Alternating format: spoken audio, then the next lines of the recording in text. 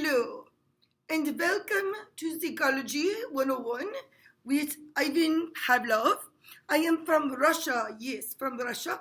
Today we are going to talk about learning, in particular classical conditioning. So let us begin. Yes, very good, very good. All right, first of all, we need to know the key terms. So learning is a relatively permanent change in behavior or mental process as a result of practice or experience. And we will get into the detail of what this means in a bit. So the second term is conditioning, which is our goal. Learning associations between environmental stimuli and behavioral responses. Very good, you've got that in your notes? Okay, let us go on. All right, so this is me actually. See, I am Ivan Pavlov, and I am basically the person that discovered classical conditioning. And I did it by accident. Yes, I was studying the saliva of the dog in dog digestion and accidentally came up with something else. So what I would like you to do now, so that it's very clear to you, I want you to go to this website and I want you to watch this video about my study on the dogs and then summarize the case, okay? I give you one momento to do that. There you go.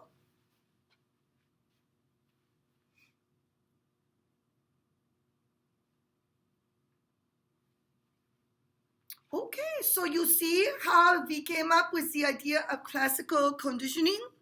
Because they found that the dog would salivate just with the sound, not just with the food. So we learned we could train the dog to salivate with just the noise. So let's talk about what those things are, okay? Oh, come on, keep going. There we go. This is a current example of classical conditioning with a baby. So check this out. It's very cute. I'm going to try to show you right here. Okay. And I'm going to show you because we need to talk about it as it happens. So check out this baby.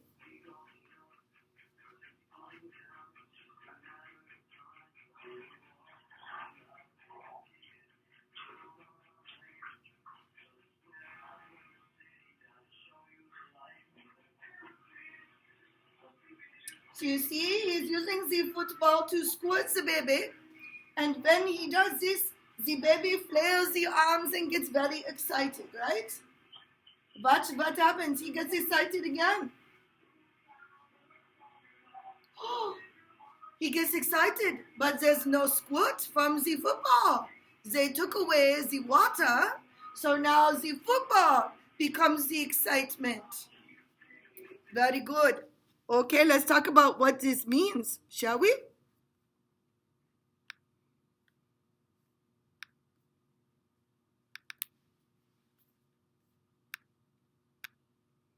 Now, there was someone else who came up shortly after me.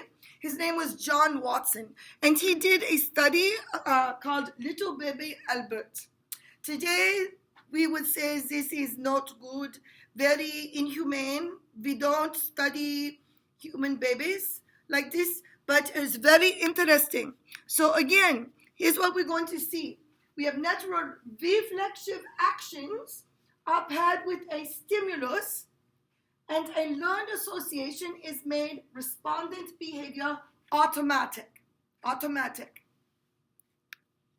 So again, I want you to watch this video about the little Albert and see what they did to this poor baby, and then summarize the study and what they learned, okay?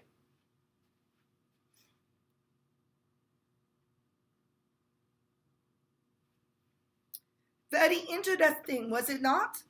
Very sad in some ways. So remember, when the baby started, he had no fear of fire.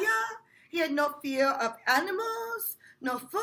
He loved the animals. In fact, there are stories of people that show a baby, a snake, And as long as they tell them it's a loving creature and it cuddles them and wraps their arms around them, there's no fear for a snake. So why are we afraid of the snake? Why? Because we have been trained to be afraid of the snake. Maybe it's because your mama went, ah! Or maybe it's because it snuck up on you. But we have been trained to be afraid of such things. Yes. Now you'll notice that they eventually used a loud noise whenever the animal was near him. And it scares the baby, and so he cried. So eventually, they put a fur coat next to the baby, and he cries. And even Santa Claus, and he cries. Very sad. The truth, we don't know all of the rest of the story. Some people would be afraid that baby Albert would fear fur and Santa Claus for the rest of his life, but he died when he was 6 years old, we believe, of a disease. So kind of a sad story, but very interesting, yes? Okay. All right. So let's learn about what's happening here. We have what's called classical conditioning. We're learning that occurs when a neutral stimulus, or a NS, becomes paired or associated with an unconditional stimulus, UCS, to elicit a conditioned response, CR, also known as respondent or Pavlovian conditioning, named after me, Ivan Pavlov, yes. So the 5 parts of classical conditioning are UCS, UCR, NS, CS, and CR. Now, no worries, we're going to explain each of them in detail, okay? So let's get down to the definitions. The first one is the unconditioned stimulus, the UCS. Stimulus that elicits an unconditioned response, a UCR, without previous conditioning. So using baby Albert, the UCS would be the loud noise, okay? And the UCR is unconditioned response, unlearned reaction to an unconditioned stimulus that occurs without previous conditioning. So this is just your natural reaction to the stimulus. So when the baby heard the loud noise, what did he do? He would naturally cry, right? He has fear.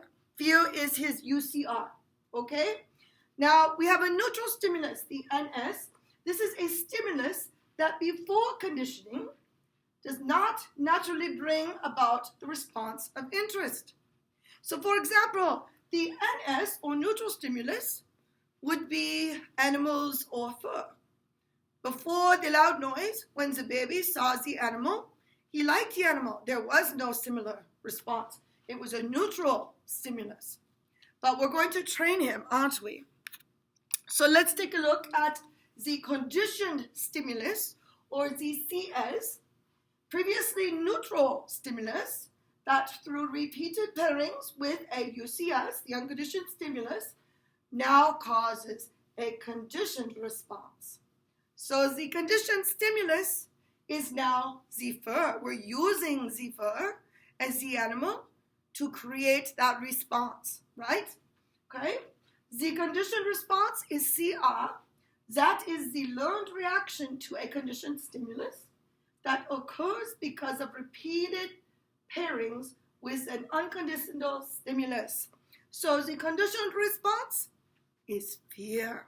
We have trained him to be fearful of the animal or the fur or even the Santa Claus. So that is our conditioned stimulus.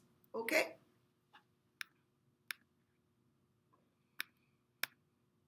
All right, let's take a look at this cartoon. You see Dennis the Menace. He says, I think mom's using the can opener. And you see the dog is running to the kitchen. Why is he running to the kitchen? Because he hears the can opener. But it's not the sound that he's happy about. What is he expecting? He's expecting the food. And that makes any dog happy, yes? So let's take a look here. First of all, if we just use the can opener without food, the dog does not respond in the same way. It's just a sound, right? So the can opener is a neutral stimulus with a neutral response.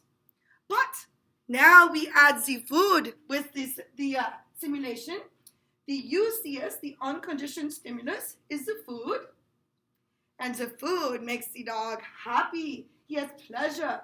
So the UCR, the unconditioned response, is pleasure. But now we're going to put them together. We're going to pair them. So the neutral stimulus, the can opener, is going to go with the UCS, the food, and those two things equal pleasure. So that eventually we could take out the food, and the sound of the can opener gives the dog pleasure, even without food, because there is a hope that food will be given in the future. That is classical conditioning. Hopefully this has helped you some, yes. Now, as you know, I was the one that came up with classical conditioning. I am most often associated with psychology and classical conditioning. I won a Nobel Peace Prize, yes I did, as a physiologist for my study of the role of saliva in digestion. My discovery and pursuit of classical conditioning came as I began to think critically about an observation made, which was really an interference with primary research on salivary glands. But, you know, now if you look at this cartoon, it's kind of funny. It says, what but I can make Pavlov do? As soon as I drool, he'll smile and write in his little book. So the dog is training me too, yes. Oh, classical conditioning joke, yes. Now take a look. Here we have mapped out the steps of the classical conditioning. So before conditioning, the US, the unconditioned stimulus, is food. And how does the dog react to the food? He salivates because he likes the food, right? Then we take a neutral stimulus, the sound of a tuning fork. That sound gives no real response. By the dog, it's salivation. No salivation, just a regular sound. But now we pair the tuning fork with the food, and we see salivation, so that eventually, yes, I could get the sound to make the dog salivate without the food. Yes, we were very successful. Now I want you to think back to the water demonstration that we did earlier and why I was squirting Kobe in the face. Yes. So think about what we did. Remember, I read a paragraph that had the word can in it. C-A-N, can. And every time we heard the word can, we squirted Kobe in the face, didn't we? Yes. And how did he respond? He flinched or he blinked, yes? And eventually, he started to react to other words that sounded like can, right? And then eventually, we didn't do any more squirting towards the end. So here's what I want you to do. Go ahead and fill out the different examples and see if we could get them right. I'll give you a minute to do that right now. Your word bank is below.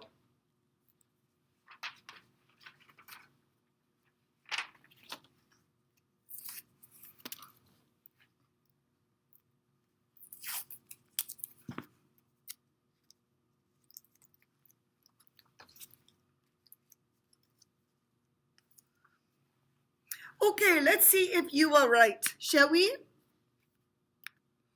Okay, so first of all, the unconditioned stimulus, or the UCS, is water. And when I shoot water at somebody, what happens? The response, the natural response, is to blink or flinch, right? The neutral stimulus is the word can. If I just read the word can to Kobe, he would not respond. But when I do it this way, his eyes blink and they flinch because I pair the water with the word can. The conditioned stimulus now is hearing the word can. And the conditioned response when you heard the word can is he blinked or ducked or flinched to the word can. Now there's even more to this story. Take a look at this next slide. We have what's called generalization. And what that means is that when the young man heard words like can, like camp, cast, fan, they would respond to other things that sound like can. That's called generalization. We also have extinction. You'll notice As the end of the demonstration, we stopped squirting him so often, he eventually stopped reacting to the word can. So you can make that behavior become extinct with practice and some training. Yes. So if you have a fear, there is a way to get rid of it. But we also have what's called spontaneous recovery. Even after extinction for years, sometimes that response may come back. Now, can you think of something in your life that you had a response to, that you have a response to today that's come back over the years, disappeared for a while? For example, when I was little, I was very afraid of being on the high board, the diving board. So very, very afraid. When I was in high school, I was a diver. So I had to learn to do handstands on the 3-meter board. So I had to get over that fear because I had a very scary coach who told me to get up there no matter what. So I overcame that fear, I thought. But then a few years ago, I tried to get up on that board and jump off, and guess what? The fear came back. So see if you can think of an example of that right now. Okay, our last slide is your assignment for this topic. You are going to go on to Flipgrid, and you are going to videotape an example of classical conditioning, something that you have done. So you need to actually do this. So let me give you an example. This is called Attack of the Quack. Now my hope is that you won't be so mean as this gentleman was. Look what he did to his little brother. Check this out.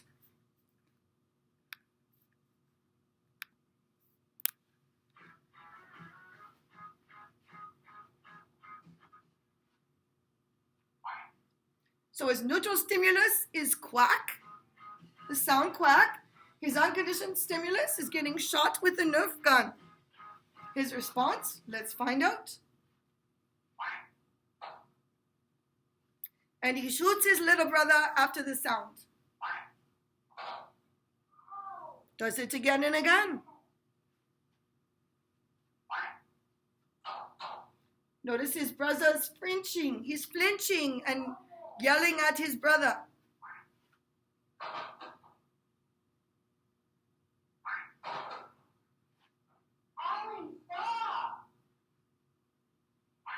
Trial number 8.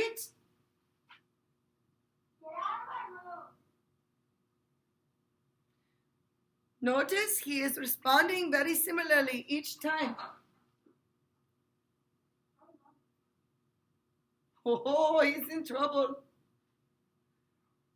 Trial 12.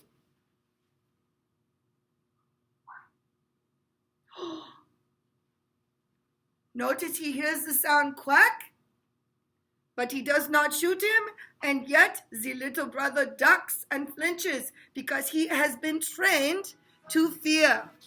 So this is your assignment.